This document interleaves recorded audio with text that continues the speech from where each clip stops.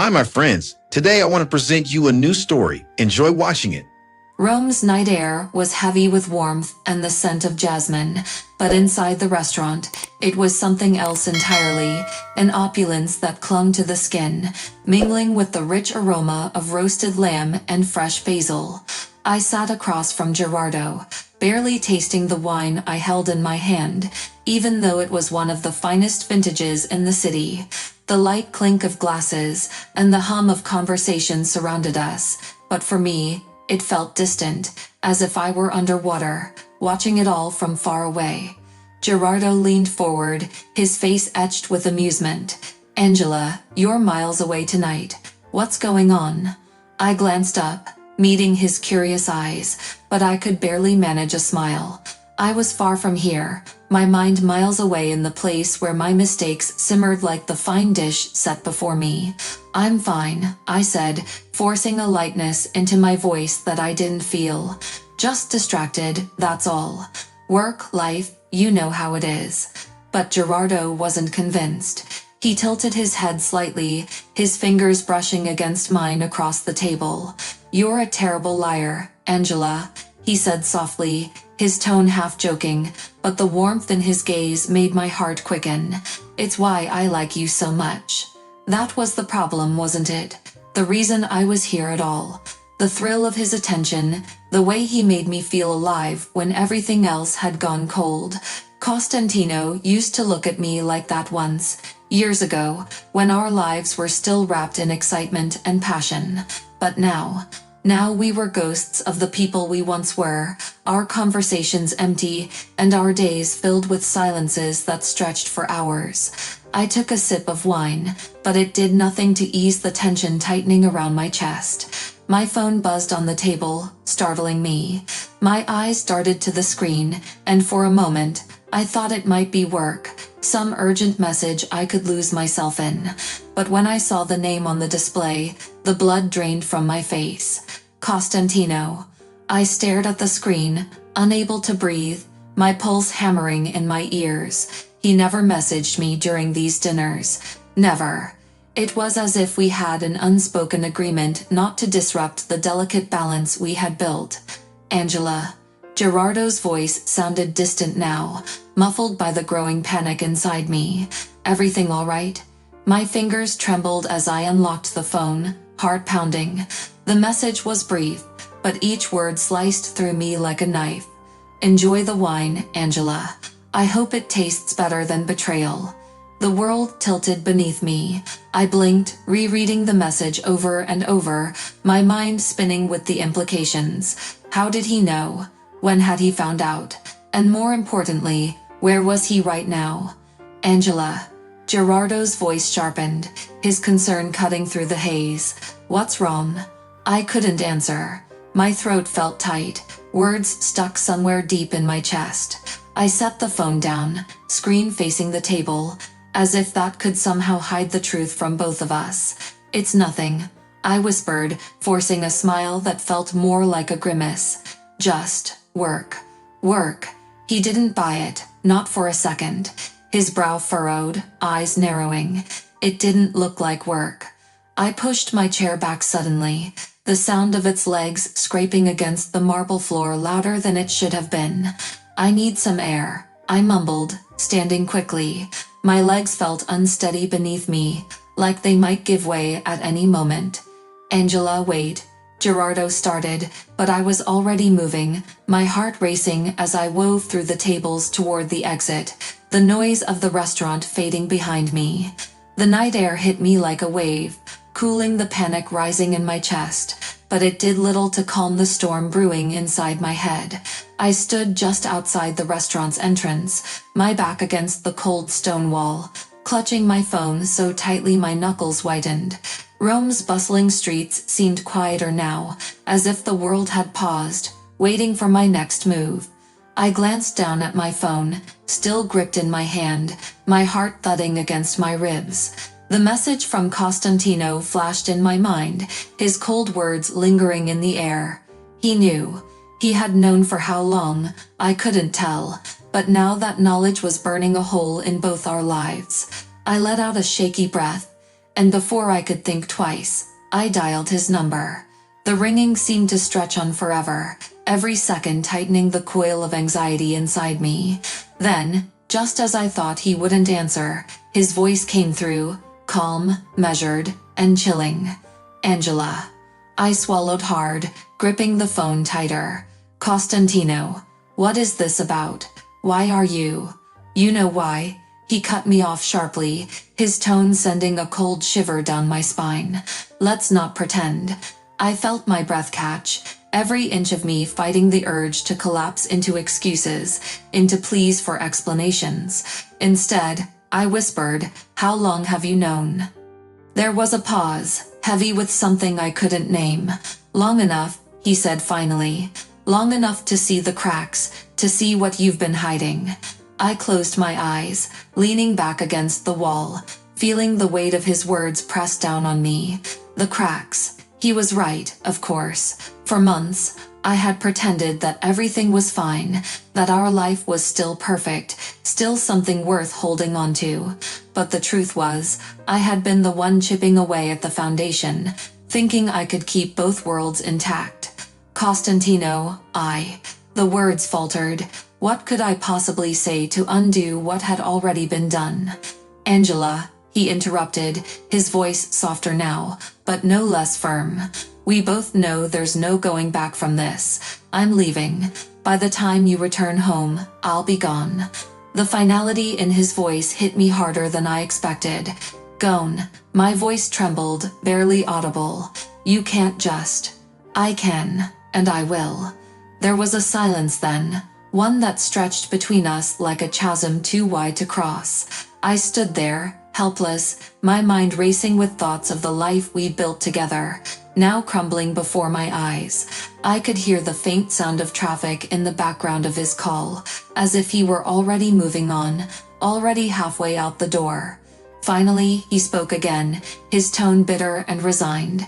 "Enjoy your evening, Angela. I hope it was worth it." And with that, the line went dead.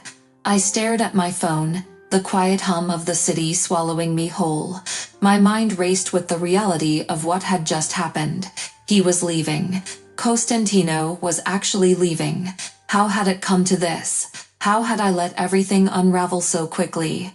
My legs felt weak beneath me as I pushed off from the wall and started walking down the street, not entirely sure where I was going. The cobblestones beneath my heels seemed uneven, every step an effort to keep moving. I wasn't ready to face the consequences of my choices. Not yet. Suddenly, I heard the sound of footsteps behind me. I turned, half expecting it to be Costantino, but instead, I saw Gerardo jogging to catch up. "Angela, what's going on?" he demanded, his voice filled with concern as he reached my side. "You just ran out of there. Talk to me." I met his eyes, but for once, the excitement I usually felt around him was gone, replaced by a hollow emptiness. "It's over," I whispered, my voice barely more than a breath. "Costantino knows. He's leaving me."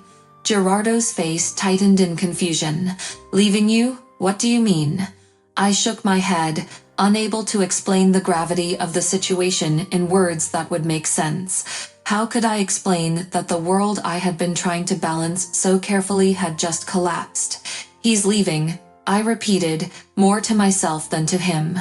Gerardo's hand reached out, gently brushing my arm. "Angela, we can figure this out. We'll talk, we'll." But I pulled away from his touch, my mind too clouded with the weight of my reality. "No," I said quietly, my voice firmer now. "There's nothing to figure out." With that, I turned and walked away, not knowing where I was headed, but certain that nothing would ever be the same again. The streets of Rome seemed darker tonight, the familiar glow of the city's monuments now casting long, accusing shadows. I walked without purpose, my heels echoing off the cobblestones, the distant sounds of laughter and traffic blurring into a low hum in my ears. The weight of Costantino's words still clung to me like a fog I couldn't shake. He was gone, or soon would be. The reality gnawed at me with every step. The bustling cafe lights flickered as I passed by, but I kept my gaze fixed ahead, refusing to let myself linger on the fragments of the life I had once cherished. I had always found solace in this city, its beauty a constant in the turbulence of my emotions. But now, the streets felt unfamiliar, as if Rome itself was turning its back on me. A voice pulled me from my thoughts. "Angela." I stopped, my pulse quickening as I turned to see Clara, an old friend from our social circle. She stood just outside a small trattoria, a glass of wine in her hand, and a curious expression on her face. "Is that you?" she asked, stepping closer, her dark eyes narrowing. "What are you doing out here alone?" My mind raced. Clara was the last person I wanted to see right now, but the surprise on her face told me she had no idea what was unraveling in my life. I forced a smile, thin and unconvincing. "Just taking a walk. Needed some air." Clara raised an eyebrow, clearly unconvinced. "At this hour? Where's Costantino?" I hesitated, the lie catching in my throat. "He's working late." The words felt like sandpaper against my tongue. I was lying again, even now, when everything was falling apart. Clara took a sip of her wine, her gaze lingering on me. "You don't look well. Come, sit with me for a bit. It'll do you good." Her tone was casual, but I could sense the undertone of suspicion creeping into her voice. I shook my head, stepping back. "I can't, really. I should get home." "Home," Clara repeated, her eyes flashing with concern. "Are you sure everything's all right? You seem off." I swallowed, unable to meet her gaze for long. "I'm fine, Clara," I said softly, my voice more brittle than I intended. "I just need to be alone right now." Clara studied me for a moment longer, but to my relief, she didn't press the issue. She shrugged, taking another slow sip of her wine. "All right, if you say so, but don't be a stranger." I nodded, murmuring a goodbye before turning away, the weight of her gaze still heavy on my back as I hurried down the street. My chest tightened with every step, the realization of just how quickly things were spiraling hitting me in waves. Clara had sensed it, sensed the unraveling beneath my words, the tension I couldn't hide. How long before the rest of Rome knew too? How long before my private shame became public? The question lingered in my mind as I reached the Tiber River, its waters dark and slow under the glow of the moonlight. I stopped at the edge of the embankment, my breath fogging in the cool night air. The world felt so still here, so calm compared to the storm brewing inside me. I pulled out my phone, staring at the screen, half expecting another message from Costantino. But there was nothing, just the silence between us, growing wider with every second. My fingers hovered over the screen, the urge to call him, to say something, anything, building inside me. But what would I even say? "Angela?" The voice behind me was soft but unmistakable. "Gerardo." I stiffened but didn't turn around.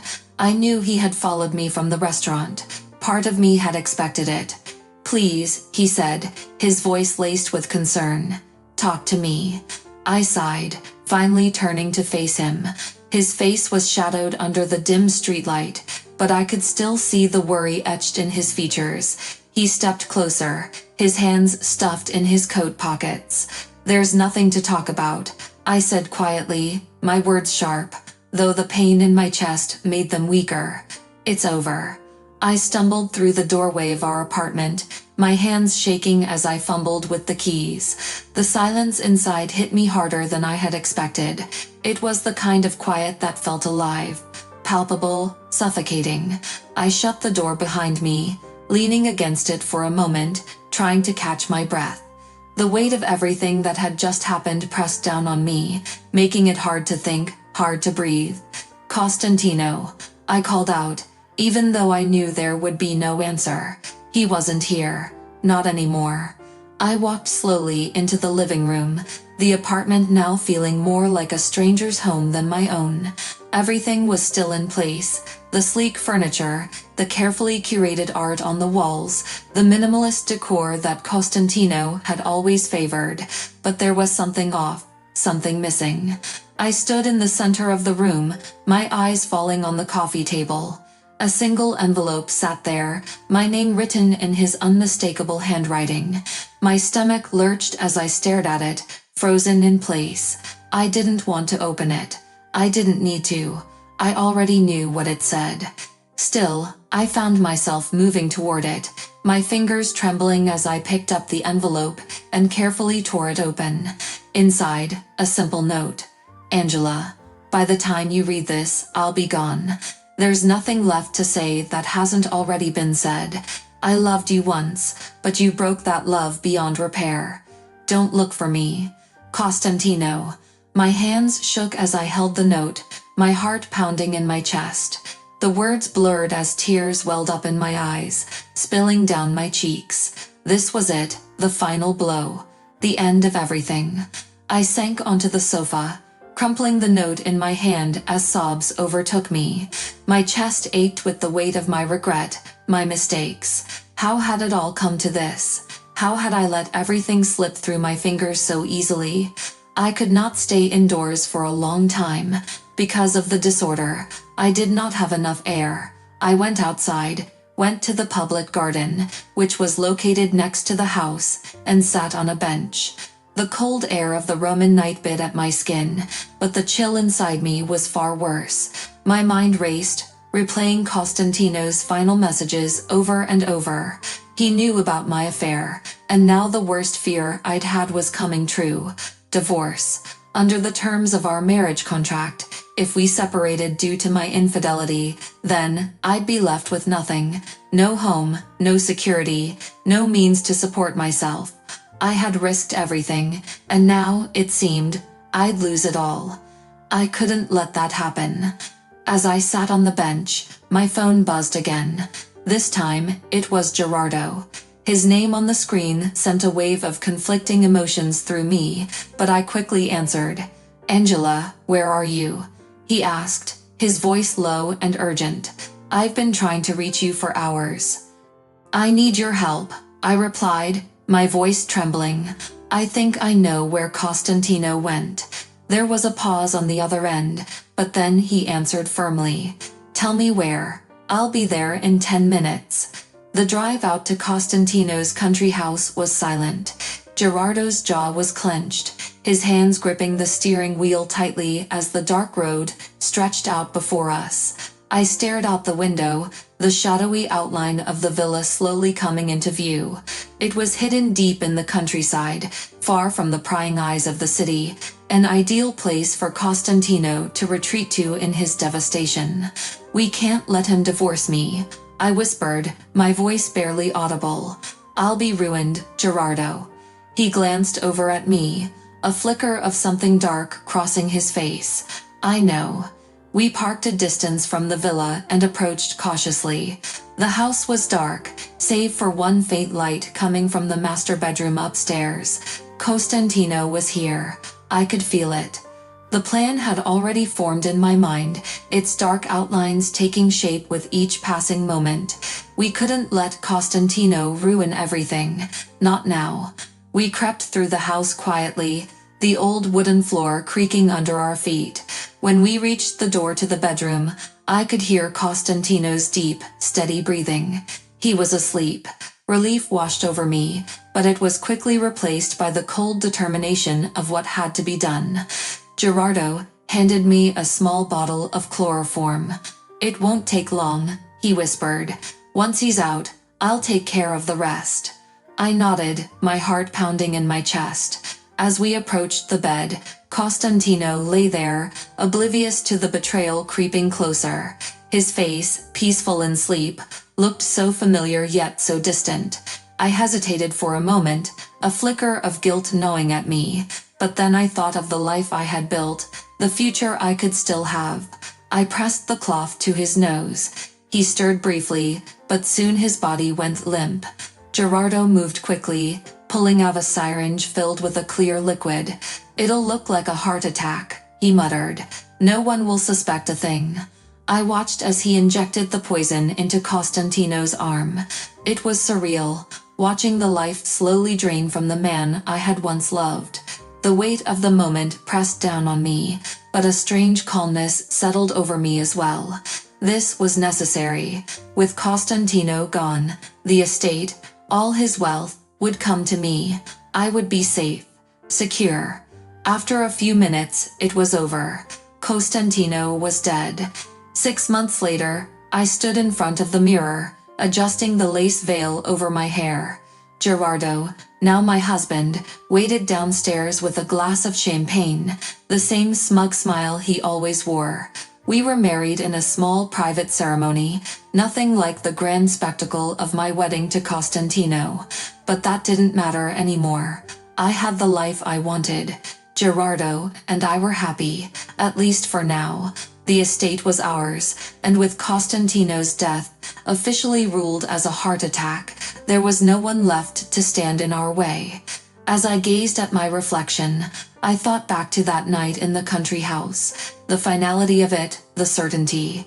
And though the guilt still lingered at the edges of my mind, I had learned to push it aside. I had everything I needed now: a comfortable future, financial security, and a new chapter with Gerardo.